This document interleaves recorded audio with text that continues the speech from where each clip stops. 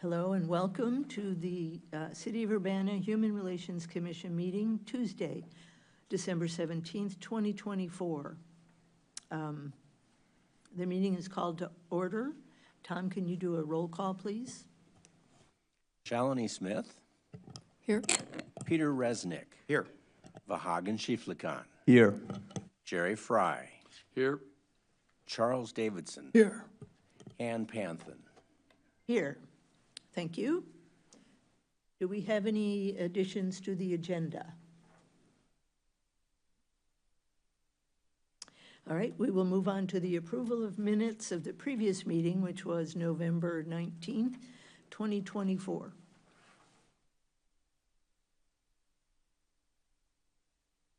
Do we have move a approval. motion? Sorry.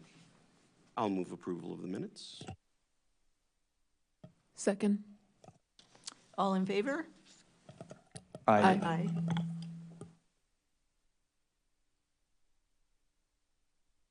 Thank you. The next item is public input. I think we have a presentation. Is that under public input? It has its own, sorry. Public input. Anyone wishing to speak to the commission? Okay. Unfinished business. None? New business. The CU Reparations Coalition is going to do a presentation.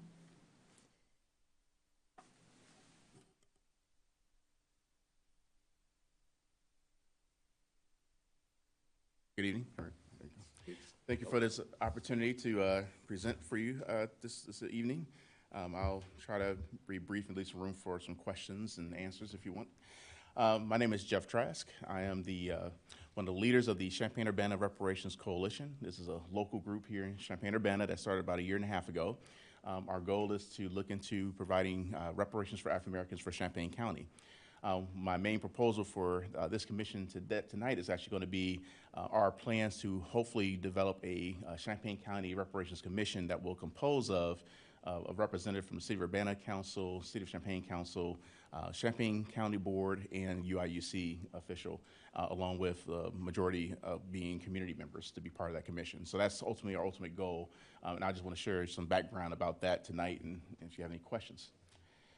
I won't go through my resume, but in the reparations world, I'll just highlight the top 3 things. I already mentioned my participation with the coalition here in town. I'm also the Midwest Regional Leader for First Repair. First Repair is a national organization started by Robin Ruth Simmons, who spearheaded the reparations movement in Evanston, Illinois, where they have been actually paying out reparations, about over $4 million worth now, to African Americans in Evanston, $25,000 each individual, based on redlining that took place in Evanston and all the consequences of that. Her organization networks reparation movements all across the country. I actually just came back from a symposium recently where we had over 120 different cities, municipalities, government entities that are all involved in some type of movement towards reparations in their own locales. As a Midwest Regional Leader, I actually meet with the Midwest groups every month, and we just basically do updates and keep each other informed about our efforts. I'm also part of the African Descent Citizens Reparations Commission. I'm a commissioner. This is a state of Illinois commission that's appointed by Governor Pritzker, and I'm actually one of the few downstate representatives on this. It was one person from East St. Louis and me from Champaign, and we have government people in Springfield, about 3, but everyone else in Chicago. On this group, I try to help represent our interests in Central Illinois when it comes to reparations on a statewide level. That group is putting together public hearings throughout the year. We've done 3 of them already in Chicago, in East St. Louis, and in Springfield. And we have six scheduled for 2025, 2 in each area of Illinois, northern, central, and southern. And just a little note, the public hearing for Champaign is going to be December 6th of next year. So hopefully we'll be able to get a lot of community support for our output for that. Just as my day job, I am the founder and operations director for the Champaign County Christian Health Center. It's a free clinic for the uninsured, underinsured, and people who lack access to care. We've been active for 20 years. We have volunteer providers that provide health care, medical care, dental care, mental health care, for people who need treatment and can't find it anywhere else. That also includes free labs and medication assistance and things of that nature as well. So for our organization here in town, we comprise of individuals. I have a good tendency of folks here with me today, basically trying to promote reparations for African Americans in Champaign County. We were able to really get started, a big kickoff last year in November when Robin Ruth Simmons came down to Champaign-Urbana and did a presentation. We had a couple hundred people attend that, and we kind of been going since then. The bigger picture, I guess you can say, in terms of why we do this is just basically the history of enslavement, discrimination, prejudice, inequities, and disparities and racism in this country, which includes the loss of opportunities in land acquisition, home ownership, employment, education, fair representation, all types of things, even in sports. And of course, this is a history built off of slavery, Jim Crow, mass incarceration, healthcare disparities, wealth gap. We can literally spend all night talking about all the different areas where there was harm done to African Americans in this country and all the repercussions of that harm. Specifically here in Champaign County, I want to highlight the fact that you may have heard, I know our county clerk, Aaron Emmons, is working on this right now, but we still have racially restrictive covenants on the books here in Champaign-Urbana, where the language of those covenants literally say, no part thereof will be sold or leased, either in whole or in part, to or permitted to be occupied as owner or tenant by any person or persons not of the Caucasian race. This language is still written in at least 19 different covenants, which affects about 774 parcels of land in Rantoul, Savoy, and Champaign-Urbana there. And so while some of this is history, some of this history still pervades to this day. There's also a history of segregation housing in Champaign County. I won't go through in detail, but basically you had money that was apportioned to two different projects. The project that was centered for African Americans got a lot less money than the other project did. And then you also have a history of housing segregation. Matter of fact, in Champaign, I'll just throw this map up here. The red dots this is a current, relatively current map of Champaign-Urbana, and the red dots represent where African Americans live in Champaign-Urbana. We have a history of segregation in terms of housing and land acquisition and home ownership in Champaign, whereas a lot of black people were forced to live on the north end of Champaign, for example. In some documentation for someone who did a dissertation in 1990s, they quoted some of the people who live in the North Champaign during this time, where some of these areas were unincorporated and didn't even have plumbing or even outhouses. There's a quote from someone that says that we just waited till it got dark to use the bathroom because there was literally no other facilities for them to use. We are trying to, first of all, research all the harms that were done in our community, and then after that research is done, with conjunction with the commission that we hope to form, seek to find out ways that we can repair those harms. The way we plan on doing that is, first of all, through education. I've been working on racial justice for decades in various avenues as a professor in academic institutions, as a pastor at local church, and various other avenues, and then more recently with reparations. And I always find that I always find new information. There's always new things to learn. There's always more history to uncover.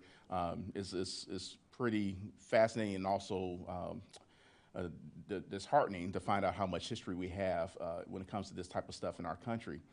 So one of the main keys our group does is education. We attend different events like Juneteenth and other places where we try to give people more information about reparations, but also gather information from other people about what they feel reparations should look like. And so that's one piece. We have had a number of the events and things we do there. The second piece is acknowledgement. A lot of people ask the question, well, what's the difference between good programming and reparations? Well, the acknowledgement is a big part of that. It's identifying what harms are actually done to people and then actually acknowledging those harms. And then the reparations, which is the last piece, comes from that direct link to the harms and acknowledgement of those harms and to the actual dollars.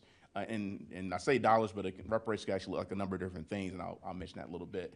But the main thing is that those are three main issues: education, acknowledgement, and then reparations. And the reason why reparations is a piece of it as well is that if it's just acknowledgement, then it's just words, and that doesn't make a difference for anybody. All right, so again, our goal is to assign a commission to the study of and history of these past harms of African Americans in Urbana, support the education efforts of our coalition, and explore, research, develop, and implement a form of repair for African Americans in Urbana, specifically for this group and for this city council. our statewide reparations group, we actually should be producing the harms report by this time next year, December 2025. So there'll be a statewide harms report completed by then. California, if you might know, already did their harm report. It was like 1,000 pages of information, of history of African Americans in terms of Californians. And they also accompany with that with recommendations as well. This slide, I just want to highlight the fact that City of Urbana actually has made a resolution to aspire towards addressing issues of racial justice. I think it came about not too long after everything happened with George Floyd, but I took a little excerpt from it that says, the city resolves to recognize and value diversity in its policies, personnel, and investment. The city will seek to ensure there is harmony between equal and fair processes and equitable results. In the pursuit of equity, wherever it is feasible and just, the city shall use all methods and methodologies at our disposal through our departments, city council, boards, and commissions. And one little highlight too, there's a difference between equality and equity. Equality is basically making sure you treat everybody the same, here on out. Equity is acknowledging the fact that things weren't the same before and trying to do something to rectify that.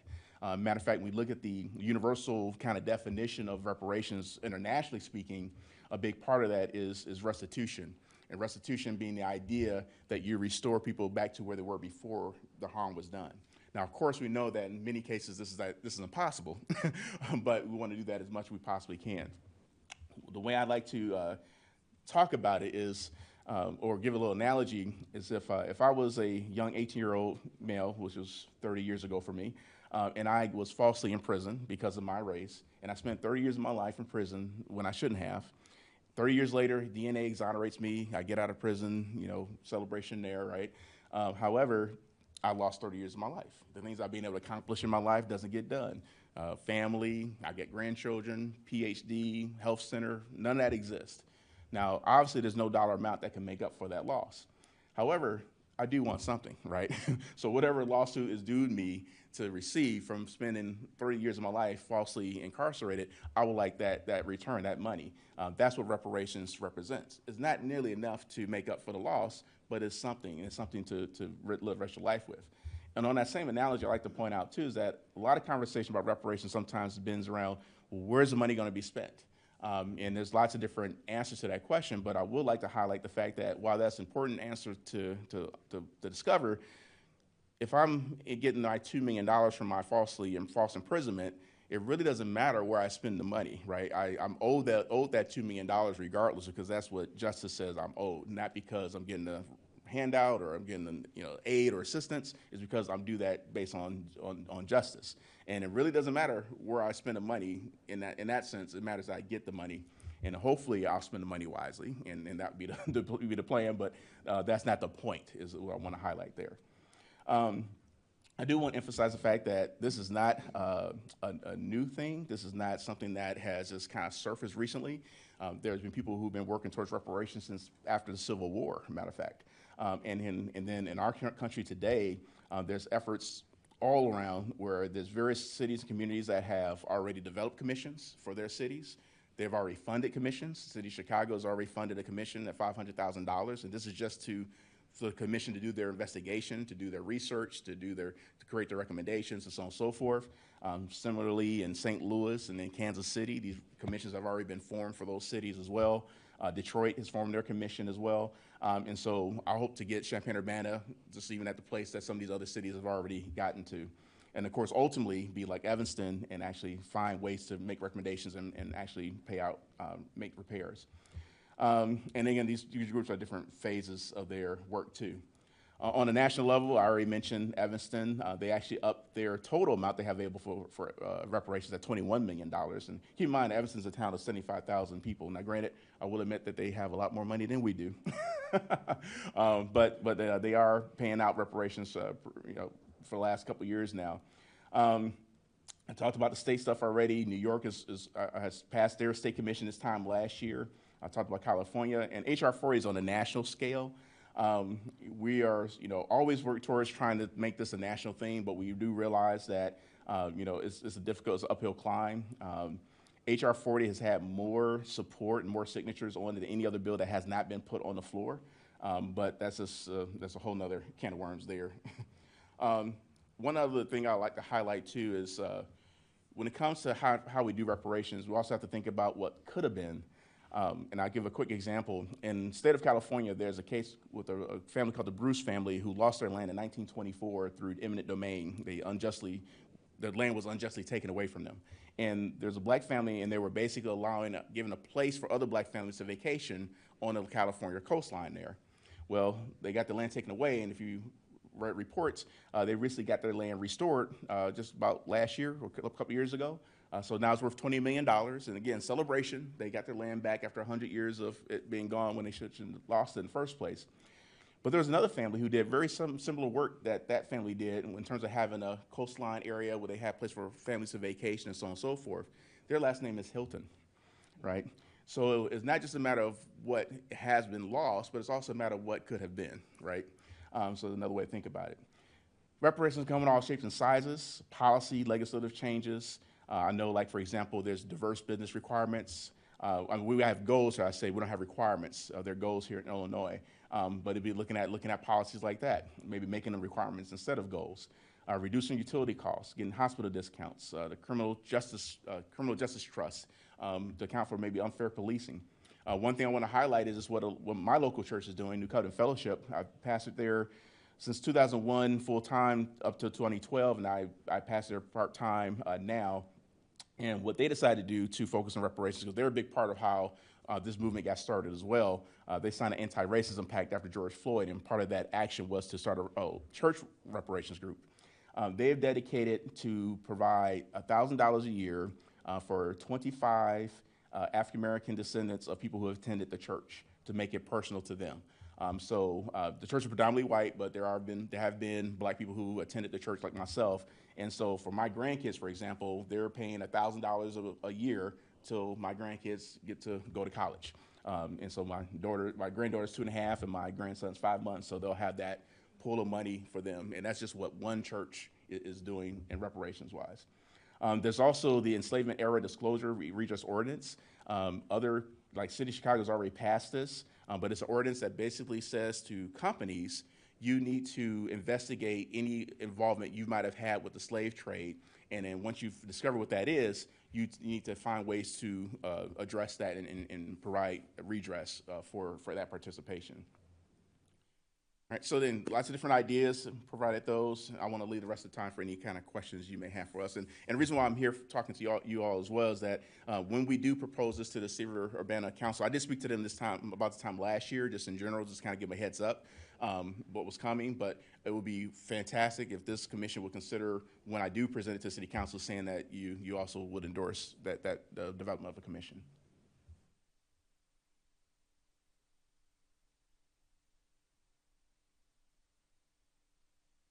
Thank you. It's very complete.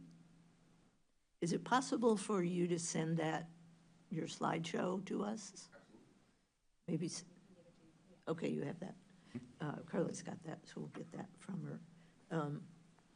So we appreciate your coming tonight and telling us about this. It's a topic that, we don't, and the Human Relations Commission, we don't have necessarily a big, role, but, your request that we consider doing an endorsement or some sort of,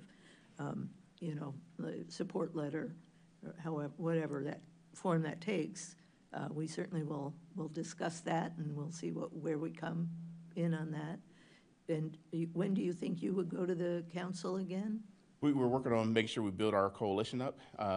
Ideally, we want to be able to, sometime in the spring, I'm not sure exactly when, but maybe around Juneteenth is when we might try to really, hit it hard. Okay. All right, so thank you very much. Pete? 2 questions. So in terms of what we can do, certainly an endorsement letter would be great, although I think we'd probably want to hear from you as we develop that, from you all, as to what sort of key points we can push. And, in as far as the council gets positive with this, which would be great, there are certain phrases in our ordinance, given our mission, where I think we could probably be assigned certain tasks to take on to help out. And so if you can kind of look for things in that ordinance where you go, ooh, if we can get the commission to make this kind of statement or ask for this kind of information, that'd be great. Absolutely. The other thing, I was wondering if you could give a little bit of detail about how Evanston pulled it off. They're a little bit of a richer community, no doubt, Right, but right. they're not far off on the size. And I was wondering how this seems like a really heavy lift politically for a lot of people. And so how did they get them moving? Yeah, they had some stars aligned for sure. They have a very supportive mayor. Every symposium I've been to, the mayor is there promoting what they've done, and they work really close with Robin. Robin actually used to be an alderwoman before she, right after she was alderwoman, that's when she really pushed on this effort too, and she felt like she had a lot more freedom to push it when she wasn't an alderwoman. They were able to secure the funding for marijuana tax sales. That's where $10 million of the dollars came from. And like I mentioned before, Evanston is quite a bit richer of a community. So another $10 million actually comes from real estate tax transfers, but only for homes that are sold for over $1 million. So they have enough money that can produce $10 million of real estate tax transfers with homes that are over $1 million only. And then they also have raised $1 million from the local faith community too. So they got $21 million altogether that they pay out for reparations. And regarding Evanston, did they have to put in a massive bureaucratic process in order to grant the money to people? Or was it simple enough that, it seemed easy for people? That's a great question. So they focus on housing.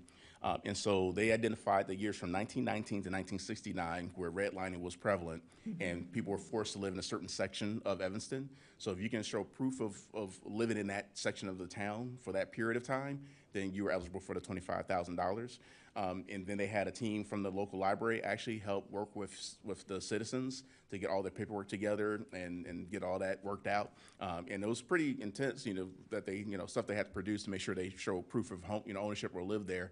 But they worked it out. And so I would say that, yeah, I'm sure it was a heavy lift to get it all done, but they made it happen. And that's another key ingredient with reparations, that you really do hone in on very specific harms, right? You want to be very specific as to what the harm is so that you can identify the remedy from that harm. And so any talk about reparations centers around that, and that's what they were able to do. And they still hope to do more. They're actually working on other reparation efforts right now as well, but that's just where they started. And they also would make sure that, legally speaking, they had all their ducks in a row there too, so they had that all lined up. Because matter of fact, they have a group from Texas trying to sue City of Evanston right now, trying to say that white people should be eligible for reparations as well. From Texas? From Texas, yeah, in Evanston's business. Yeah. But they don't really have a leg to stand on because the Evanston group has done such a great job making sure all the ducks in a row. Matter of fact, there was a delay on the $25,000 being cash because it originally was for mortgages, paying down your home, repairs, things of that nature. But recently, last year or so, they've also been doing cash payments of $25,000. But the delay was because they wanted to make sure all the legal stuff was in a row before they started doing cash. Yeah. Thank you. Vahagan, did you? Yes. Thank you. So thank you very much for a very interesting presentation. And I believe that the questions and the issues that you are raising are very important. And it is very important also that in our country and especially in our community to be free of any type of discrimination based on race, ethnicity, and other characteristics. And addressing all these issues and confronting all of them will help to create more inclusive and supportive community. And I believe also that our commission will do the best to, within the scope, of course, of our rights and legitimacy, to help to address all this, to move forward your proposal. And by saying this, I would like to ask some questions regarding the proposal. Specifically, in your proposal, you are mentioning that you'd like to have 51% of representation. So my question is, would you be in compromise with 50%, or like 51% is your goal? Right. The second question is regarding the fund of $100,000. Is there any specific estimations or calculations based on which you are requesting that amount of money? Why not like 10,000 and why not like 200,000? And also regarding the numbers of commissioners or representatives from in this commission, in the commission that you are proposing. So you are mentioning from 9 to 17, right? So yeah, and is there any specific reasons why you want within these numbers? And do you have any people right now within your group that are willing to join to the commission, maybe from Urbana-Champaign, to work on these issues and within the commission to reach to your ultimate goal that you are that you have? Great questions. And make sure if I forget one of them, you remind me.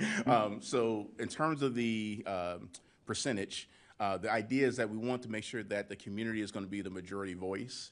You know, so African Americans should be the majority voice when it comes to how they feel the remedy ought to be given. It's a big imperative to make sure the community that's been harmed are the ones that identify how the best to heal. And so that's why the 51% is there. We want to make sure that we include, you know, the different governmental entities so that when recommendations are put out there, everybody's been in on it from the very beginning, right? Everyone has vested interest, everyone has ownership of it, everyone's on the same page right from the very beginning.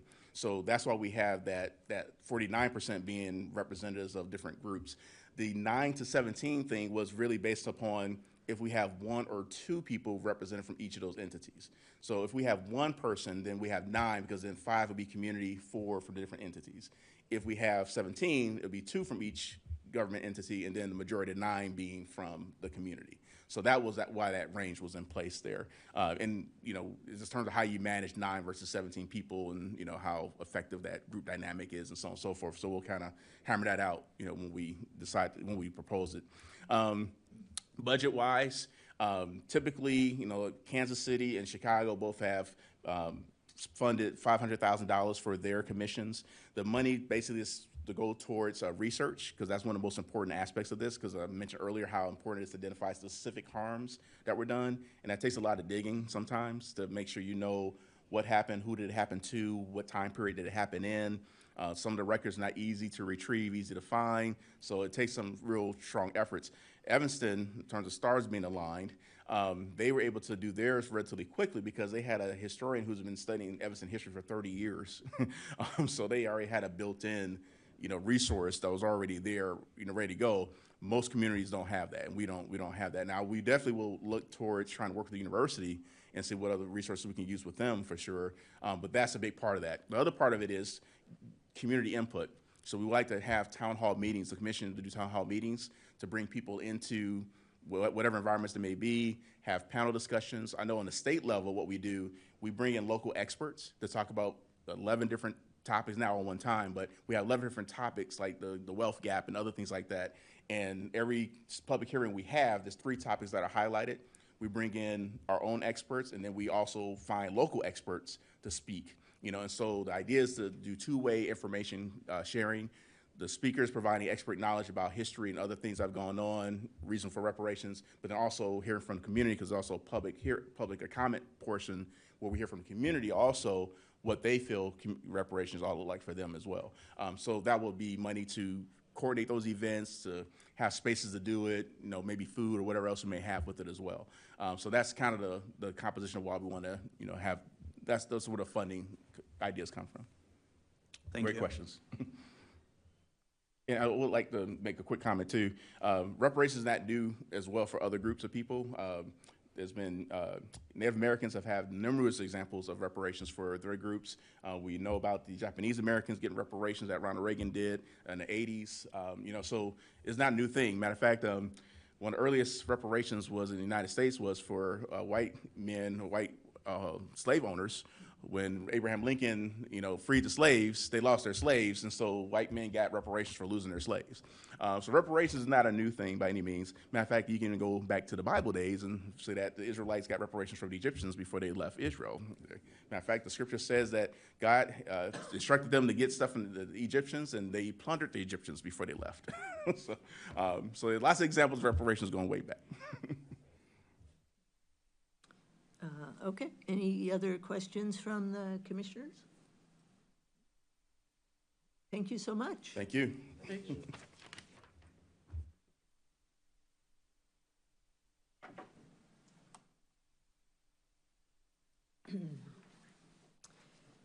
Okay, so we will move on to the consideration of EEO workforce statistics. Kind of a small group this time, which is nice. So, do we have a motion to put this on the table for discussion?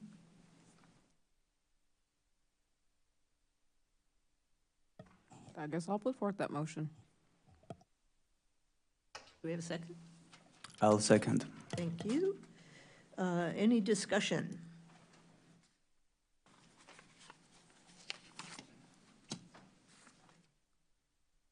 Pete? Hmm? No? Well, I'm sorry, do we have a specific motion for, we're just going to accept the recommendations? I feel we are going to accept the recommendation. I just wanted to make sure that's what the motion was for. Yes, so Shalini will restate that. Sorry, I was a little confused about what it was for as well. Okay, so, motion to, for the EEO certification or recertifications as follows. Andrews Technology, for 2 years. Oh, I do not know how to say this. If I butcher it, I am sorry. Hale, Royster, Voiker, and Allen, for 2 years. OpenGov Inc. for 2 years. Dell Inc. for 2 years. Matrix Consulting for 2 years, and Homer Tree Care for 2 years. Could you second that again? Yep. I'll second it. All right. Now, any discussion on any of those companies? Jerry? The emails that went back and forth about the Dell Inc., is that kind of a moot point? They answered the questions satisfactorily? Really the question is asked, and the group here would decide whether you're comfortable with their answers or not. I was. Yeah, it occurred to me when I looked at the numbers that they didn't make sense for, Dell as a whole corporation. Right. And I didn't think they had a particular physical presence here, but, once they presented the numbers and what they were talking about, that seemed perfectly reasonable and something good to base our decision on. Made sense to me. Yeah. Okay. And then there was another page that went out this afternoon. I don't know if everybody had a chance to see it Oh, yet. I didn't see that. And that is the U.S. numbers. So, that- do you want to see this, Jerry? Thank you. You I must- didn't see this. I did want to note one thing, and it doesn't have any effect on any voting, but there's a company in here, I don't remember which one it is. Shalini, do you recall? Was it Andrews? Yeah. They have a paragraph in their application that they all work remotely, that they don't have to interview, I guess, or appear in any office anywhere, which renders them sort of incapable of saying a lot about their workforce because they don't ever really see them, or it makes it sound like they don't even speak to them, which I can't imagine is true, but they did have a few little bits of information in their application. which maybe was, holdovers from a previous time, and so they've met those people. But I found it interesting, and I think it's maybe something we'll see more and more of, that things are remote, they don't ever go to an office, and they're not asked about,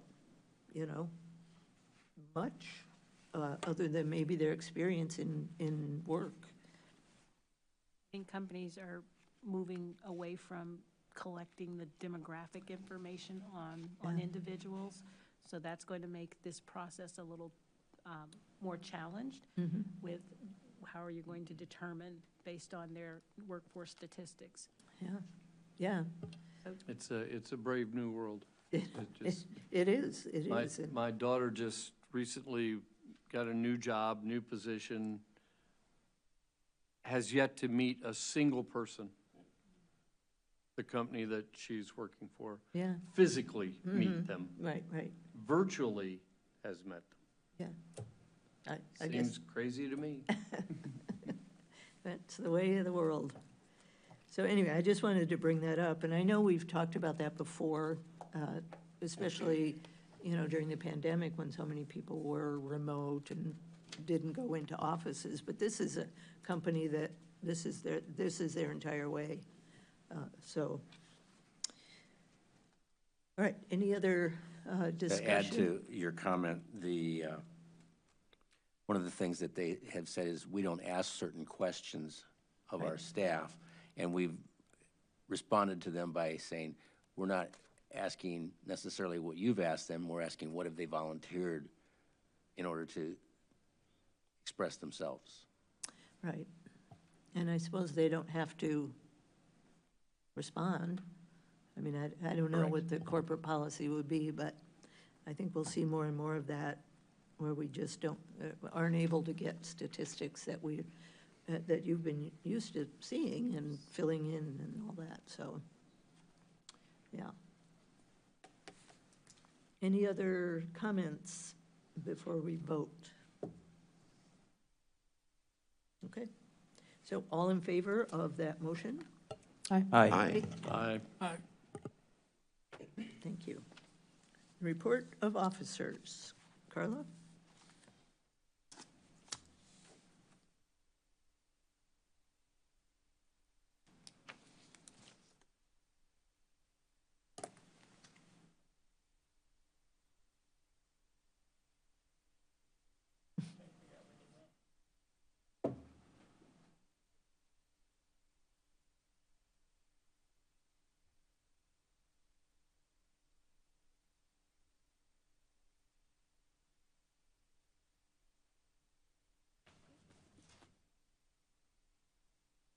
I lost some of my report. Okay. There are no open complaints. The housing complaint was closed this month with a no probable cause determination. A no probable cause determination means that the evidence presented did not support a claim of an Urbana human rights ordinance violation. As far as informal complaints and contacts, received a call about suspected unlawful termination by employer, but it was under Champaign's jurisdiction, not Urbana's. Another caller stated that they were homeless and needing immediate assistance with less than 4 hours to vacate a hotel room. Reached out to Cunningham Township, received some recommendations due to their resources already being encumbered, then reached out to those suggested resources and left messages to call. Currently, I'm unsure where the person went after that day. Received a complaint concerning code violations on a rental property. The inspections department was better able to address the complainant's needs.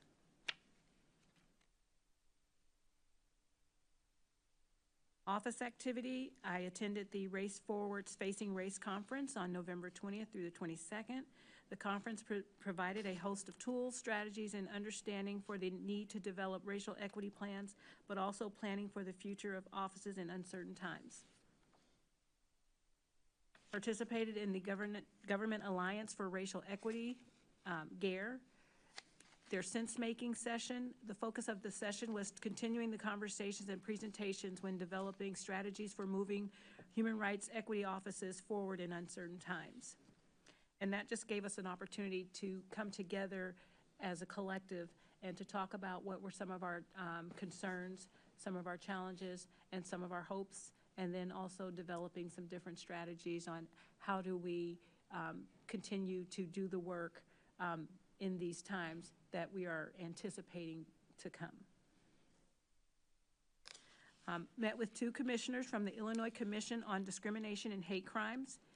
They shared information about their focus and about a new hate helpline that was launched in October. They were looking for audiences to hear about the commission and how residents can assist them. They asked if they could come to this commission. They asked if I had any ideas of where they could present in our community, and I suggested the Human Relations Commission and also our cabinet member, the mayoral's cabinet. And then we also have our Illinois Municipal Human Rights Association that I'm a part of, and it's all of my counterparts across the state. And so we're looking to have them come in to present to this body on February 14th and trying to have a full day of presentation. So they'll present to the mayor's cabinet that morning, and then that afternoon, hopefully meet with the IMHRA group, and then present to you guys that night.